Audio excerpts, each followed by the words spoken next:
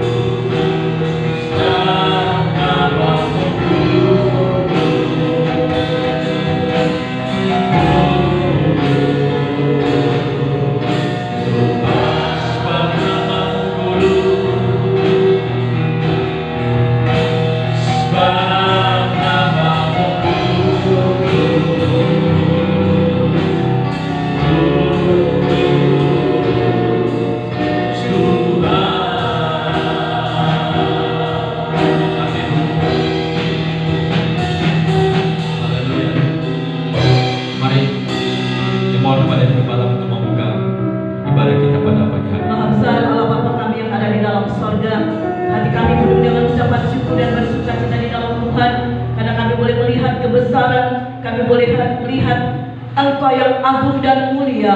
Engkau patut disembah, Engkau patut diagungkan dan ditinggikan. Terima kasih Bapa buat kesempatan yang Tuhan sudah berikan kepada kami pada pagi hari ini.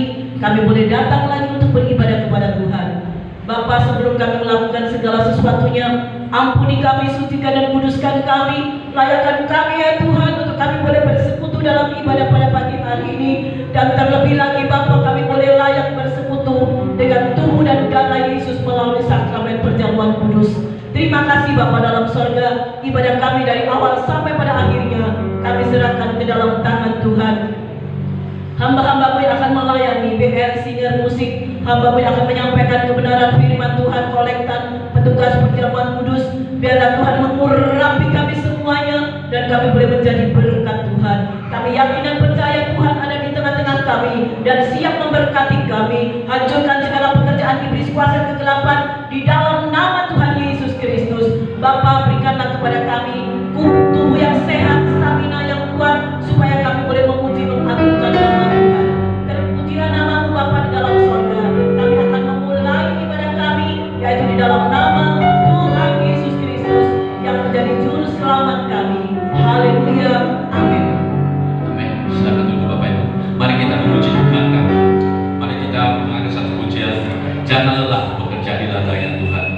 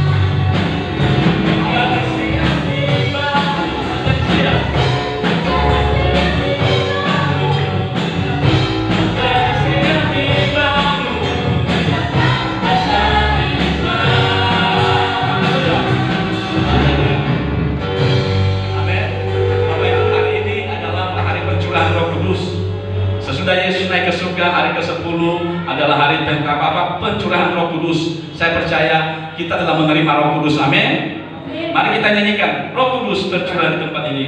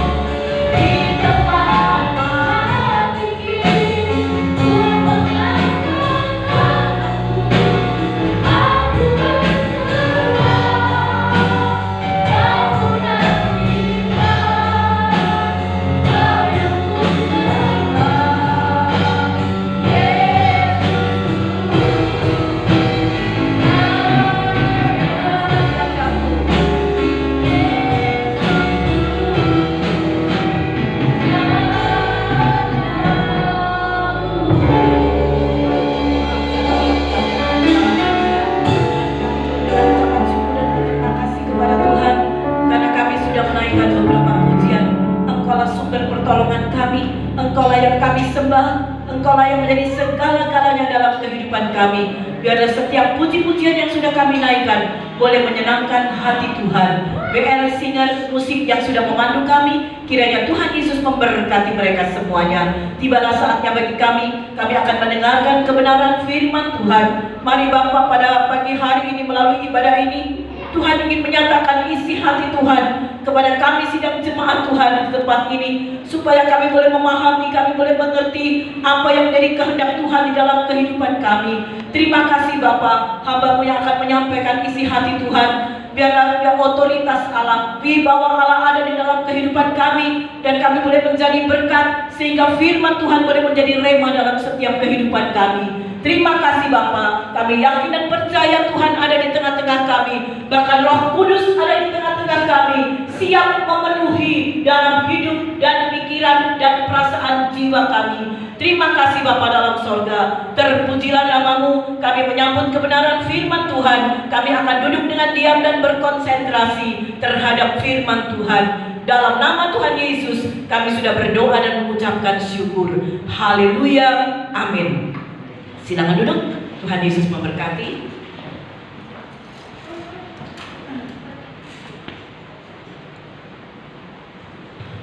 Puji nama Tuhan. Saudara yang kekasih, saya ucapkan selamat pagi, selamat kita beribadah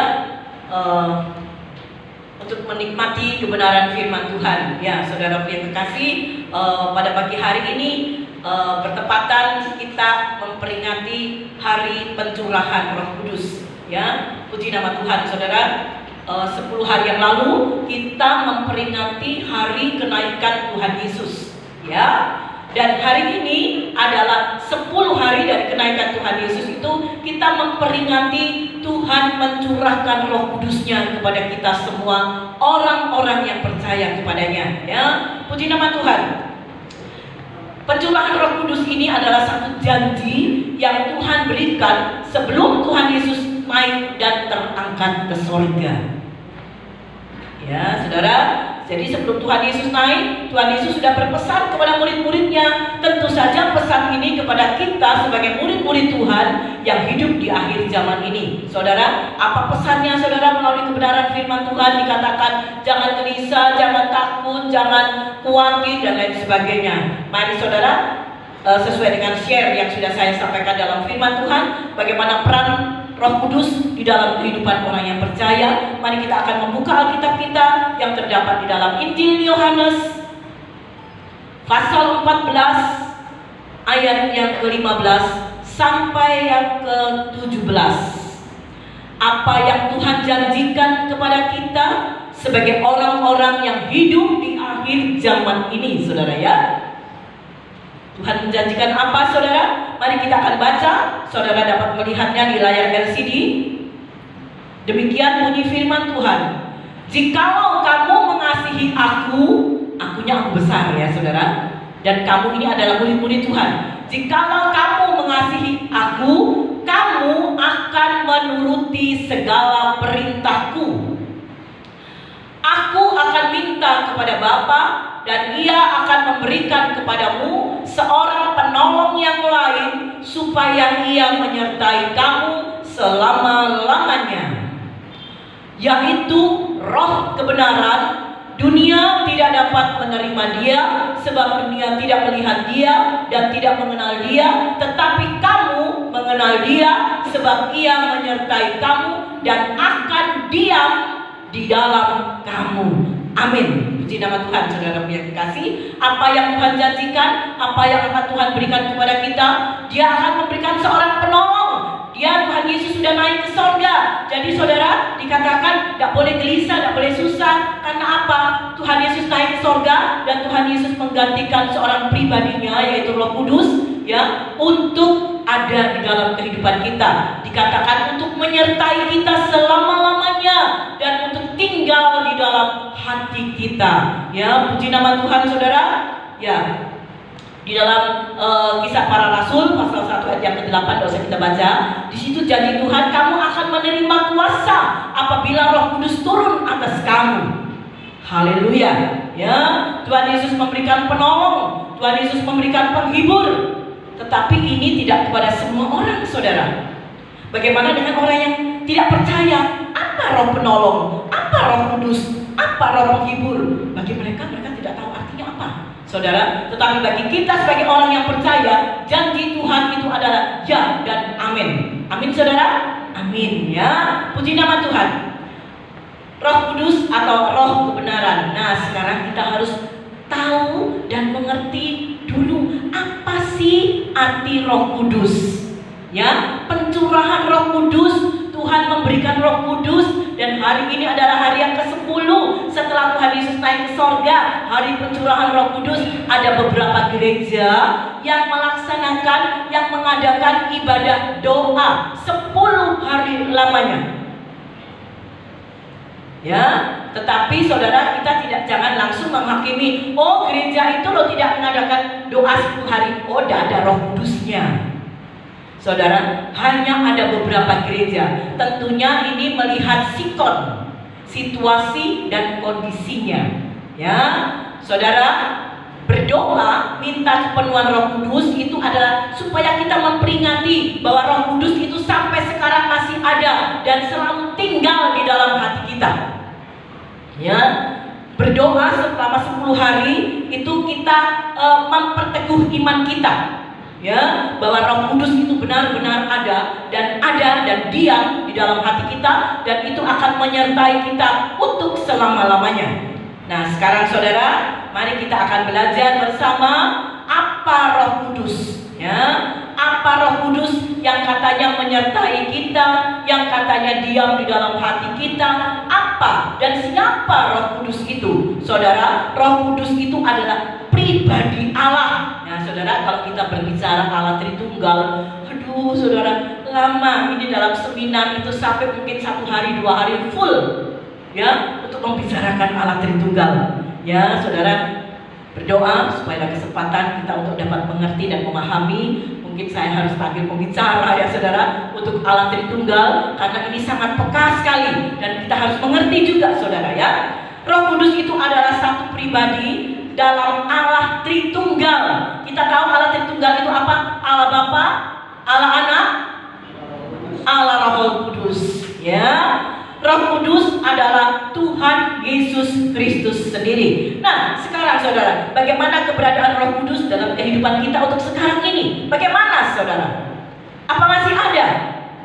Saudara, sampai saat ini Roh Kudus tetap ada dan terus tinggal di dalam hati kita. Ya, saudara, Roh Kudus akan tetap berperan aktif. Ya, kenapa saya katakan berperan aktif? Karena Roh Kudus itulah yang menentukan.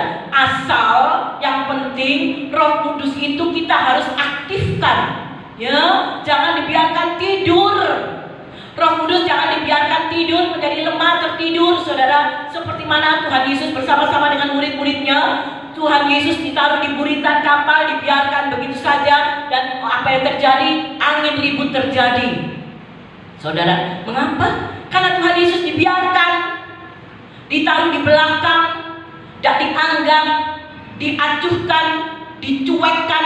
Itulah yang terjadi. Itu sebabnya kita tidak boleh mendiamkan. Kita harus mengaktifkan peran Roh Kudus di dalam kehidupan kita. Bagaimana caranya kita untuk mengaktifkan Roh Kudus dalam kehidupan kita? Nah, saudara yang kekasih, Roh Kudus itu tetap diam.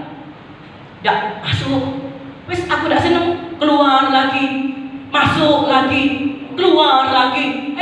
Roh Kudus bukan begitu, saudara. Nanti ada ayatnya ya, saudara, ya.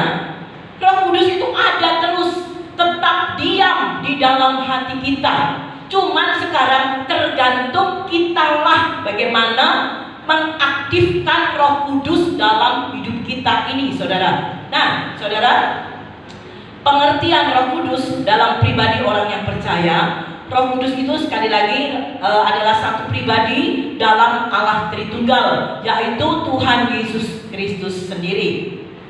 Jadi saudara, jangan saudara salah kaprah. Saya katakan demikian karena apa? Roh Kudus itu bukan bahasa roh, bukan. Sekali lagi saya katakan, camkan baik-baik. Roh Kudus bukan bahasa roh, bukan. Ya, kita tahu apa bahasa roh itu. Ya, Saya tidak menghakimi, ada beberapa saudara mungkin yang Tuhan pakai untuk memakai kita bisa berbahasa roh. Silahkan saudara. Ketika kita berdoa dengan sungguh-sungguh, kita betul-betul dalam persekutuan dengan Tuhan, maka bahasa roh itu akan keluar dengan sendirinya. Itu adalah bahasa yang tidak kita mengerti. Itu hanyalah bahasa antara kita dengan Tuhan. Karena kita tidak tahu mau ngomong apa lagi, maka bahasa itulah yang keluar. Dan hanya Tuhan yang tahu. Malaikat tidak tahu, apalagi setan tidak tahu. Hanya Tuhan yang tahu bahasa roh yang kita ucapkan kepada Tuhan. Tidak perlu diajari, kamu ngomong begini ya bla bla bla bla bla bla bla bla. Tidak saudara, itu keluar dengan sendirinya dari dasar hati. Karena kita betul-betul menyatu dengan Tuhan, bersatu dengan Tuhan, bersekutu dengan Tuhan. Ya. Jadi saudara, orang yang dipenuhi Roh Kudus tidak mutlak. Sekali lagi, orang yang dipenuhi Roh Kudus tidak mutlak untuk harus berbahasa roh. Saya tidak minta saudara untuk angkat tangan siapa yang bisa berbahasa roh, siapa yang belum dan tidak bisa berbahasa roh. Tidak. Itu adalah urusan saudara dengan Tuhan. Ya, saudara, dipenuhi Roh Kudus artinya hidup kita dikuasai oleh Roh Kudus, hidup kita dipimpin oleh Roh Kudus. Orang yang dipenuhi Roh Kudus ada ciri-cirinya, kelihatan ketok, saudara. Orang yang dipenuhi Roh Kudus bukan orang yang sembarangan, yang amburadul hidupnya. Tidak, saudara. Orang yang dipenuhi Roh Kudus ciri-cirinya adalah selalu memuliakan Tuhan, meninggikan Tuhan, ada persekutuan terus dengan Tuhan, ada say hello dengan Tuhan, bukan belas, tidak pernah saudara. Makan tidak pernah berdoa, pergi tidak pernah berdoa, bangun tidur tidak pernah berdoa, mau tidur tidak pernah berdoa, mendapat berkat tidak pernah berdoa. Wow, apakah itu penuh dengan Roh Kudus? Itu Roh Kudusnya sedang pasif. Ya, itu Roh Kudusnya sedang pasif. Kalau Roh Kudusnya aktif, pasti itu dia akan memuliakan Tuhan. Ya, sangatlah berbahaya kalau ada satu prinsip orang yang berkata, oh, kamu belum dipenuhi Roh Kudus karena kamu belum bisa berbahasa roh. Kamu tidak bisa berbahasa roh ya? Oh, kamu belum dipenuhi Roh Kudus tandanya.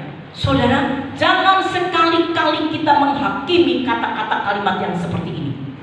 Saudara harus mempertanggungjawabkan, saudara. Apa sih bahasa roh itu? Kok dia bisa ya? Saya kok tidak bisa ya? Ajarono kok saya? Saudara, saya pernah mengikuti seminar, ya. Saya dengan bersama almarhum suami saya dan tim ada satu pengajaran. Ketika itu memang diizinkan oleh Bapak Gembala senior saya, Bapak Situmbel, untuk mengadakan seminar. Sengaja kami untuk mengikutinya. Dan begitu kami diajar dan kami direbah-rebahkan, saudara. Ya, saudara, saya tidak menghakimi itu, biarlah itu semuanya urusan dia dengan Tuhan yang mengadakan itu. Tetapi saya dipegang, dijamah, saya dijongkrokno, saudara. Saya dijongkrokno, almarhum almarhum suami saya pun dijongkrokno atau sih? Didorong, ya. Langsung pasang kuda-kuda, almarhum. Mau dijongkrokno ya apa? Ini sudah kaki kuda kuat, tak mungkin dijongkrokno ya, saudara ya. Ayo berbahasa roh, tirukan dengan saya. Saya malah melengos, saya bilang begini. Tidak. Saudara, akhirnya dia pergi. Ya, saudara, kamu tidak bisa dipaksa, saudara ya. Nah, saudara, apa sih bahasa roh itu? Mari kita buka 1 Korintus pasal 12 ayat yang ke-8 sampai 11. Kita melihat apa Roh Kudus itu. Apa bahasa roh? Saudara, apa bahasa roh? Bukan apa Roh Kudus. Apa bahasa roh yang tertulis dalam 1 Korintus pasal 12 ayat yang ke-8 sampai yang ke-11. Demikian saya baca dengan singkat. Sebab kepada yang seorang, nanti saudara taruh, waduh, saya berada di mana ya? Oh, saya punya itu, ya. Nah, saudara, ada 9 kalau nggak salah ya. Sebab kepada yang seorang, roh memberikan, rohnya besar ya. Roh itu berarti Tuhan Yesus. Roh memberikan karunia untuk berkata-kata dengan hikmat, dan kepada yang lain roh yang sama dari Tuhan Yesus juga memberikan karunia berkata-kata dengan pengetahuan. 9. Kepada yang seorang roh yang sama memberikan iman, dan kepada yang lain ia memberikan karunia untuk menyembuhkan. Kepada yang seorang roh memberikan kuasa untuk mengadakan mujizat, dan kepada yang lain ia memberikan karunia untuk bernubuat, dan kepada yang lain lagi ia memberikan karunia untuk membedakan bermacam-macam roh. Rohnya kecil atau besar? Kecil. Bermacam-macam roh. Kepada yang seorang ia memberikan karunia untuk berkata-kata dengan bahasa roh. Rohnya kecil besar? Kecil ya. Dan kepada yang lain ia memberikan karunia untuk menafsirkan bahasa roh itu. Nah, saudara yang kekasih, itu jadi ada, bukan Roh Kudus itu artinya berbahasa roh, bukan ya saudara ya. Bahasa roh itu bukanlah satu-satunya tanda, bukan ya, bukan satu-satunya tanda, bukan, sekali lagi. Tetapi bahasa roh itu salah satu tanda, salah satu tanda orang yang dipenuhi Roh Kudus, orang yang mendapatkan roh dari Tuhan ya. Jadi bahasa roh itu adalah salah satu karunia dari Roh Kudus. Ada berapa tadi? 9 atau berapa Nesti? 9 atau 11 atau 12 ya saudara? Nah saudara 9 mungkin ya saudara. Jadi bahasa roh itu salah satu dari 9 itu, dan itu diberikan oleh roh besar Tuhan Yesus ya. Saudara, saya sebagai hamba Tuhan, saya tidak anti dengan berbahasa roh, saudara silahkan. Tetapi kalau kita berbahasa roh, memang harus ada salah satu yang dapat menafsirkan, yang dapat, oh itu artinya begini.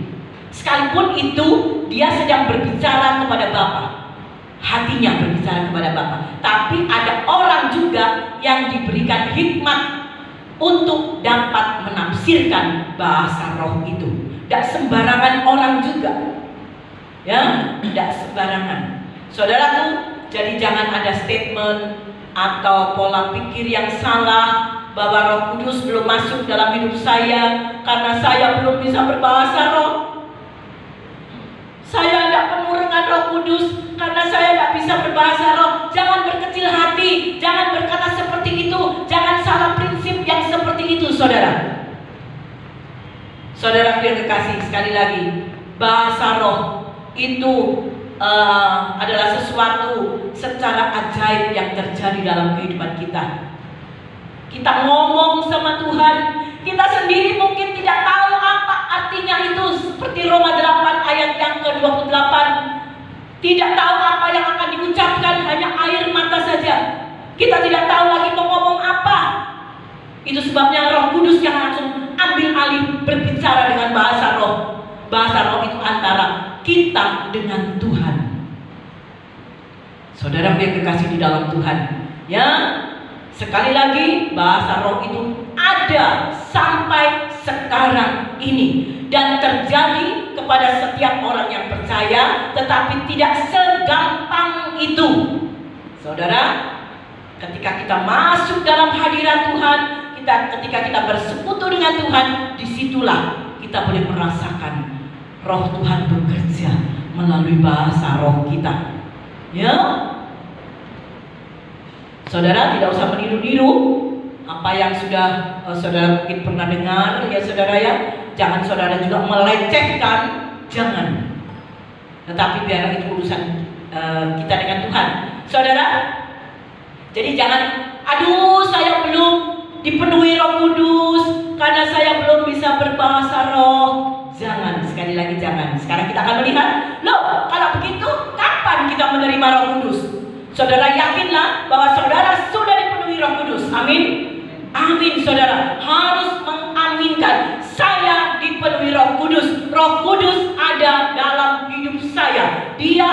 diam, dia akan menyertai saya untuk selama-lamanya. Kapan kalau gitu Roh Kudusnya masuk? Nah, ini saudara, perlu saudara juga tahu kapan Roh Kudus itu masuk dan diam dalam hidup orang yang percaya. Kita baca bersama Efesus pasal 1 ayat yang ke-13 dan sampai 14. Saudara, saya menyediakan materi firman Tuhan pada pagi hari ini dengan satu pergumulan, saudara. Saya berdoa Tuhan, hikmat Tuhan menyertai saya. Saya bisa menyampaikan apa maksud Tuhan kepada sidang jemaat GBI Sermon di tempat ini supaya kita mengerti semuanya. Ya, kapan Roh Kudus itu masuk dalam kehidupan kita orang percaya? Efesus pasal 1 ayat yang ke-13. Saudara dengarkan baik-baik ya. Di dalam Dia kamu juga strip ya, karena kamu telah mendengar firman kebenaran, yaitu Injil keselamatanmu. Garis lagi. Di dalam Dia kamu juga ketika kamu percaya dimateraikan dengan Roh Kudus yang dijanjikannya itu. 14.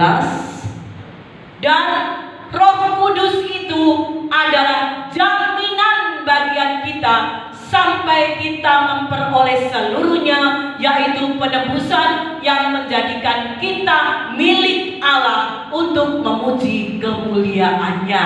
Amin. Saudara terima kasih. Itulah. Jadi kapan Roh Kudus itu masuk dalam kehidupan kita sebagai orang yang percaya? Ketika kita mendengar firman Tuhan, ketika kita percaya kepada Tuhan, ya, saudara, dan kita mengakui Tuhan sebagai juru selamat kita.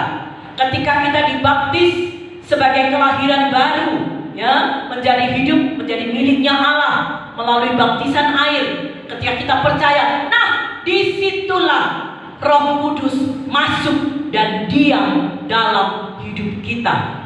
Roh Kudus kemudian kita dimateraikan oleh Roh Kudus yang dijanjikan. Ya, dimateraikan untuk apa? Supaya kita menjadi miliknya Allah. Itu jaminannya. Bagaimana kalau saya berbuat dosa? Aduh, apakah Roh Kudus tidak ngamuk ya dalam hati saya? Saya berbuat dosa, saya berbuat kejahatan, saya berbuat ini dan itu. Saudara, kalau Roh Kudus itu ada dalam hidup kita, setiap kesalahan kita, perbuatan jahat kita, perbuatan dosa kita, Roh Kudus yang akan mengingatkan kita. Roh Kudus akan berbunyi alarm. Tet, tidak bunyi tet ya saudara ya. Tetapi Roh Kudus itu yang akan mengingatkan kita. Kamu salah, kamu dosa, kamu sudah jatuh dalam dosa. Hayo kamu, segeralah kita minta ampun sama Tuhan. Tetapi kalau Roh Kudus tidak aktif, dibiarkan aja, dibiarkan tidur seperti itu saudara, ya sudah saudara berbuat seenaknya, kejahatan, dosa, saudara, Roh Kudus tidak akan mengingatkan kita sampai kita terjerumus. Ya, jangan sampai saudara. Itu sebabnya kita harus tetap mengaktifkan Roh Kudus itu di dalam kehidupan kita. Saudara, manusia rentan sekali berbuat dosa. Bukan berarti tidak pernah berbuat dosa. Hamba Tuhan pendeta pun pernah berbuat dosa. Tetapi segera kita sadar, kita tahu itu salah di hadapan Tuhan, segera kita bereskan, kita minta ampun kepada Tuhan. Maka Tuhan Allah yang setia dan adil akan mengampuni dan melupakan segala dosa-dosa kita, asal kita ada pengakuan di hadapan Tuhan. Puji nama Tuhan, saudaraku yang kekasih. Jadi Roh Kudus itu akan memateraikan di dalam kehidupan kita sebagai orang yang percaya kepada Tuhan. Saudara, sama seperti kalau kita beli barang, saudara, barang yang mahal tentunya ya, pasti saudara akan mendapat apa itu ya? Kalau saudara beli apa-apa, saudara dapat bukan. Apa? Kwitansi. Nah, saudara pasti akan mendapatkan kwitansi, tanda pembayaran lunas. Kemudian dalam kwitansi itu kira-kira ada stempelnya apa enggak? Ya mungkin ada stempel yang besar. Paling tidak ada tanda tangan. Nah, itulah. Jadi dianggap sah barang itu setelah ada bukti bayar, ya, dan ada tanda materai atau tanda tangan. Begitu juga dengan kehidupan kita. Hidup kita ini sudah dimateraikan. Dimateraikan oleh apa? Dimateraikan oleh darah Kristus, karena kita sudah percaya Roh Kudus ada terus nyantol dalam kehidupan kita. Jadi jangan dibiarkan ya saudara ya, jangan diacuhkan ya saudara ya. Ayo kita mengaktifkan Roh Kudus itu. Saudara, sekali lagi, ciri-ciri orang yang dipenuhi Roh Kudus bukan berbahasa roh, tapi ciri-ciri orang yang dipenuhi Roh Kudus, orang itu akan memuliakan Allah. Dia akan meninggikan Allah. Dia hidupnya akan sesuai dengan firman Tuhan. Ini adalah menjadi barometer, ya. Ini adalah standar hidup kita. Hidup kita diatur, dipimpin, dikuasai oleh Roh Kudus. Puji nama Tuhan, saudara yang kekasih. Sekali lagi, kalau Roh Kudus itu sudah menjadi jaminan dalam kehidupan kita, untuk kita kemudian mewarisi kerajaan sorga. Sekali lagi saudara, kalau saya sudah berkata mewarisi kerajaan sorga, bukan berarti saya pasti masuk sorga. Saya setia datang beribadah, saya setia melayani, saya setia dalam hal ini dan itu, saya pasti masuk sorga. Betul saudara? Tidak. Tapi materai Roh Kudus itu ada saudara. Tetapi firman Tuhan dengan ayat yang lain berkata, bukannya orang yang berseru Tuhan, Tuhan, Tuhan yang akan masuk kerajaan sorga, tetapi dia yang melakukan kehendak Allah. Sampai dibantah oleh orang-orang Farisi, loh saya sudah menyembuhkan orang sakit loh, saya sudah begini loh Tuhan, saya sudah begini Tuhan, kenapa kok saya tidak masuk sorga? Tuhan katakan apa? Enyahlah kamu, hai kamu yang berbuat jahat. Saudara, itu adalah Tuhan yang membuat penilaian. Tuhan sebagai hakim. Sekalipun Roh Kudus itu ada dalam kehidupan kita, tetapi kalau Roh Kudus tidak diaktifkan, percuma dan sia-sia. Sangat tajam ya saudara ya, saya berkata seperti ini ya saudara ya. Tetapi saya harus berani sebagai gembala sidang, saya harus menyatakan hal ini kebenaran firman Tuhan. Saudara, saya yakin dan percaya kita semua sudah dipenuhi oleh Roh Kudus, dimateraikan oleh Roh Kudus. Roh Kudus akan diam. Sekarang tergantung bagaimanakah kita mengaktifkan atau tidak. Tetapi saudara, saya yakin saudara ya, mari kita sama-sama belajar mengaktifkan Roh Kudus itu di dalam kehidupan kita. Bagaimana sikap kita sebagai anak Allah terhadap Roh Kudus? Kita harus mau memberi diri kita untuk dipimpin, untuk diatur, untuk dikendalikan oleh Roh Kudus. Jangan kita mau hidup semau gue. Saya tanya, mau Tuhan, saya tidak mau begini. Tuhan katakan, kamu harus begini. Tidak Tuhan, saya tidak mau. Kamu harus jalani ini. Tidak mau Tuhan, saya tidak mau menjalani itu. Waduh saudara, itu namanya menentang Roh Kudus. Tetapi saudara, apa yang Tuhan katakan kepada kita, marilah kita mau melakukan. Kita mau menyenangkan hati Tuhan melalui sikap kita. Kita menyenangkan hati Tuhan. Kita membawa hidup kita sebagai bejana-bejana yang lapar dan haus akan kebenaran firman Tuhan, supaya kita selalu diisi dan diisi oleh kebenaran firman Tuhan. Bagaimana jiwa kita mau diisi dengan kebenaran firman Tuhan? Ya saudara, kalau kita tidak mau diatur, tidak mau dipimpin, tidak mau dikendalikan oleh Roh Kudus, wah saudara, sangat berbahaya. Sangat berbahaya.